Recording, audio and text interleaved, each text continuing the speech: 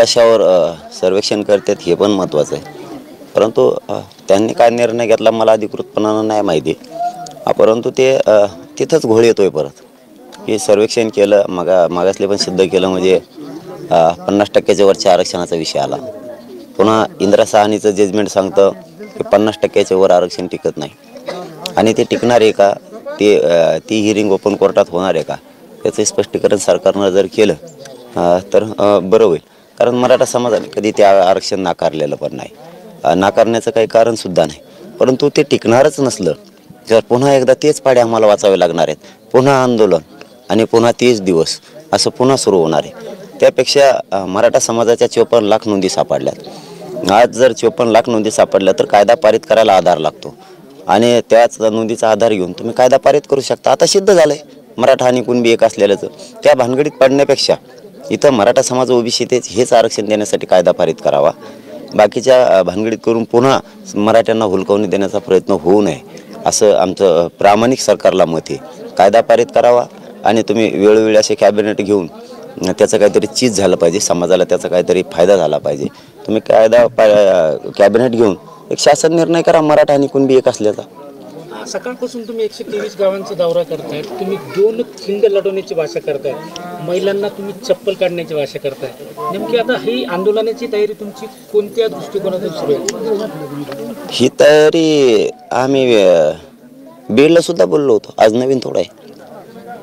आमचे लेकरं शांततेत मुंबईला चाललेत, ट्रॉल्या ट्रॅक्टरात दगड घेऊन नाही चालले. तुम्ही आम्हाला नोटिसा द्यायला लागलात. मराठ्यांच्या पोरांनी मरायचं आहे का नुसतं मग? किंवा मराठ्यांचे आमच्या आईबापांना नुसते पोरं शिकवायचे, सुशिक्षित बेकारच करायचे का? त्यांना नोकऱ्या नको का? ते मोठे व्हायला नको का? त्यांचं हक्काचं आरक्षण असणार.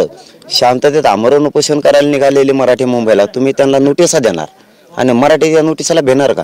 मराठ्यांनी तर आता ठरवलंय, मला नोटीस दिली मग तर ते म्हणाले तर आता मी सगळ्यात पुढे ट्रॅक्टर घेऊन जाणार. मराठी आता तरायला लागलेत. सरकारलाच कळायला पाहिजे आपण कायदा चालवतोय, आपण कायदा पायदळी नाही तोडवायला पाहिजे. ज्यांचा काही संबंधच नाही त्यांना नोटिसा देऊन बसला. आता ते सगळ्यात पुढे यायला लागले. आता दुप्पट संख्या वाढली आमची मुंबईला येणाऱ्याची. तुम्ही नसते दिले तर थोडंफार कमी जास्त झाले असते, आता तर खूप वाढली.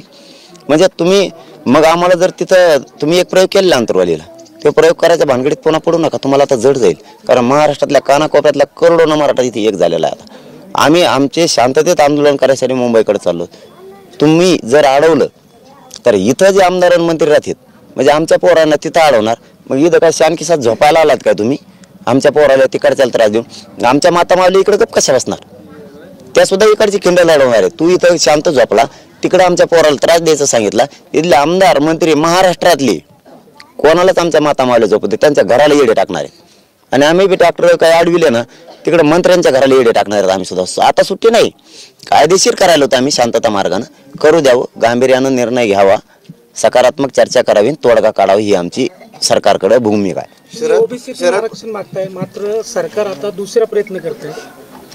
नाही आता ती काय चाललंय मला माहित नाही. परंतु माझं सरळ म्हणणं आहे की मराठ्यांच्या जर नोंदी सापडल्या शासकीय तर तुम्ही मराठा आणि कुणबी एकच हे आता सिद्ध झाले.